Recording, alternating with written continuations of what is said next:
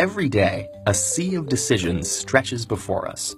Some are small and unimportant, but others have a larger impact on our lives. For example, which politician should I vote for?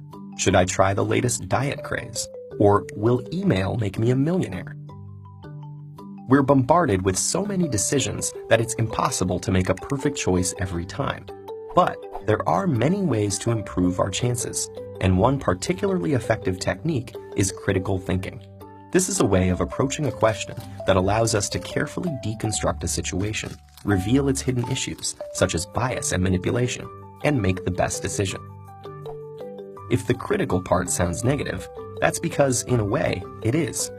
Rather than choosing an answer because it feels right, a person who uses critical thinking subjects all available options to scrutiny and skepticism. Using the tools at their disposal, they'll eliminate everything but the most useful and reliable information.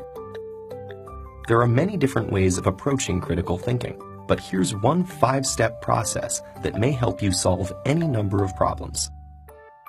1. Formulate your question. In other words, know what you're looking for. This isn't always as straightforward as it sounds. For example, if you're deciding whether to try out the newest diet craze, your reasons for doing so may be obscured by other factors, like claims that you'll see results in just 2 weeks. But if you approach the situation with a clear view of what you're actually trying to accomplish by dieting, whether that's weight loss, better nutrition, or having more energy, that'll equip you to sift through this information critically, find what you're looking for, and decide whether the new fad really suits your needs. 2. Gather your information. There's lots of it out there, so having a clear idea of your question will help you determine what's relevant. If you're trying to decide on a diet to improve your nutrition, you may ask an expert for their advice or seek other people's testimonies. Information gathering helps you weigh different options, moving you closer to a decision that meets your goal. 3. Apply the information, something you do by asking critical questions. Facing a decision, ask yourself, what concepts are at work? What assumptions exist? Is my interpretation of the information logically sound? For example, in an email that promises you millions, you should consider, what is shaping my approach to this situation? Do I assume the sender is telling the truth? Based on the evidence, is it logical to assume I'll win any money?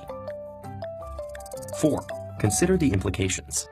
Imagine it's election time, and you've selected a political candidate based on their promise to make it cheaper for drivers to fill up on gas.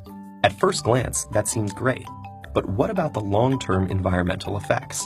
If gasoline use is less restricted by cost, this could also cause a huge surge in air pollution, an unintended consequence that's important to think about. 5. Explore other points of view. Ask yourself why so many people are drawn to the policies of the opposing political candidate.